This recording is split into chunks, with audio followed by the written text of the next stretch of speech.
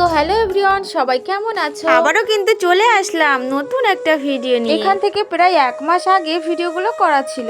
আর তোমরা অবশ্যই জানো গ্রামে সবসময় চাষবাস লেগেই থাকে, তো সেই কারণে কাজে একটু ব্যস্ত ছিলাম, তাই জন্য এডিট করতে দেরি হয়ে গেল। তো যাই হোক, দেখো এই জমিটা দেখতে পাচ্ছ, এটা হচ্ছে 1.5 বিঘা জমি। আর এই 1.5 বিঘা জমির ধান মা আর আমি দুজনে মিলে বেঁধেছি। তবে আমার থেকে মা একটু বেশি বেঁধেছে, কারণ আমি যে টাইমে রান্না করি মা তার আগেই মাঠে চলে আসে। তো এইভাবে মা আর আমি দুজনে মিলে যাই হোক করে সব ধান বেঁধে কমপ্লিট করে নিয়েছি। তারপর মা আর আমি দুজনে মিলে সব ধান এক জায়গায় জড়ো করছি। তবে আমি একটু ভিডিও করাতে ব্যস্ত, কারণ এটাও তো করতে হবে, আর আমার ভিডিও করে দেওয়ার মতো তো কেউ নেই, তো আমাকে নিজেই সব কিছু করতে হবে। তো দেখো এভাবেই কিন্তু আমরা সমস্ত ধান বয়ে বয়ে এখানে এনে রাখবো, আর তারপর পরে মেশিন নিয়ে গিয়ে সমস্ত ধান ঝাড়াই করে নেব। পরে মানে ওই 2-1 দিন বাদে, কারণ এখানে তো জালি দিয়ে রাখা হচ্ছে, গাদা দিয়ে রাখা হলে তবু অনেক দিন রাখা যায়, আর এভাবে রাখলে যদি বৃষ্টি আসে তাহলে তো নষ্ট হয়ে যাবে। তাই জন্য সব ধান জড়ো করার পর 2-1 দিন পরেই ঝাড়াই করে নেওয়া হবে। আর তোমরা দেখলে তো আমার সোনামাও কিন্তু আমাদের সঙ্গে কাজ করছে,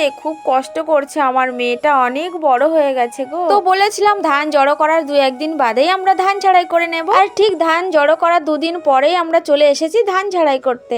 মা, বাবা আর একটা কাকা ওরা সকালে এসেছিল, আর আমি বাড়ির সমস্ত কাজ করে রান্না বান্না করে সবার জন্য ভাত নিয়ে এসেছি। তারপর আমি আসার পরে সবাইকে ভাত দিয়ে দিয়েছি, আর আমিও খেয়ে নিচ্ছি। আমি ভাতটা বাড়িতেই খেয়ে আসতে পারতাম, কিন্তু আমার মাঠে বসে ভাত খেতে ভীষণ ভালো লাগে। তো খাওয়া দাওয়া শেষ করে এবার আমরা উঠে পড়েছি মেশিনে, আর খুব জোর ধান ঝাড়াই চলছে 3 জনে।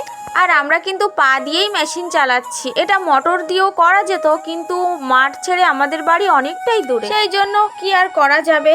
আর রোদও ছেড়েছিল প্রচণ্ড, আর সেই সময় তেমন একটা ঠান্ডাও ছিল না, তো খুব কষ্ট হচ্ছিল, গরমও লাগছিল, আর পায়েও খুব কষ্ট হচ্ছিল। তবুও অনেকটা রেহাই পেয়েছিলাম। এই ওড়নাটা ভালো করে বেঁধে নিয়েছিলাম, মুখ মাথা আর চোখে একটা সানগ্লাস পরে নিয়েছিলাম, তার জন্য রোদ একটু কম লেগেছে। আর এই পা দিয়ে মেশিন চালাতে না আমার খুব কষ্ট হয়। আমি বেশি সময় এক পায়ে মেশিন চালাতে পারি না, 4-5টা বিচালি ফেলতে না ফেলতে আবার আরেকটা পা চেঞ্জ করি। এইভাবে ঘন ঘন পা চেঞ্জ করলে অনেকক্ষণ আমি মেশিন চালাতে পারি। কিন্তু কি আর করব, কষ্ট হলেও তো করতে হবে, তাই না? না করলেও তো হবে না। তবে কষ্ট শুধু আমার একা হচ্ছে না, সবারই হচ্ছে, কারণ পা দিয়ে মেশিন চালাতে সবারই খুব কষ্ট হয়।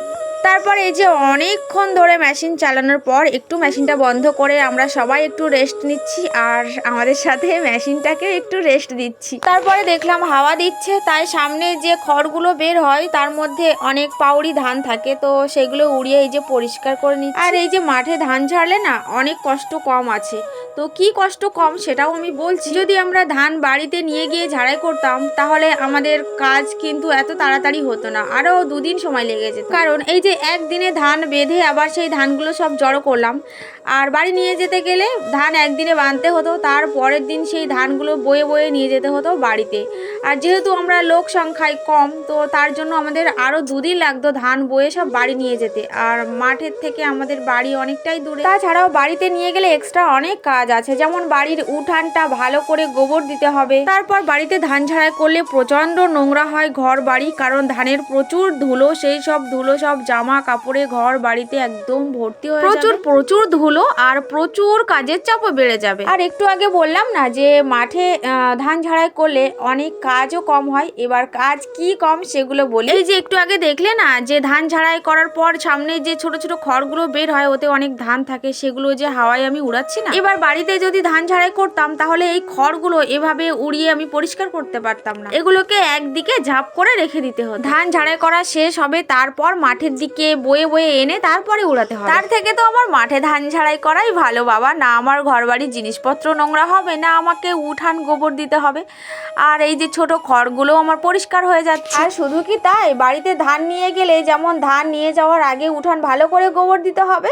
আবার ধান ঝাড়াই করার পরে তো উঠান একদম ধুলো হয়ে যাবে, তারপরে আবার তোমাকে গোবর দিতে হবে। তাহলে এবার বন্ধুরা তোমরাই বলো, মাঠে ধান ঝাড়াই করা ভালো নাকি বাড়িতে ধান বয়ে নিয়ে গিয়ে ধান ঝাড়াই করা ভালো?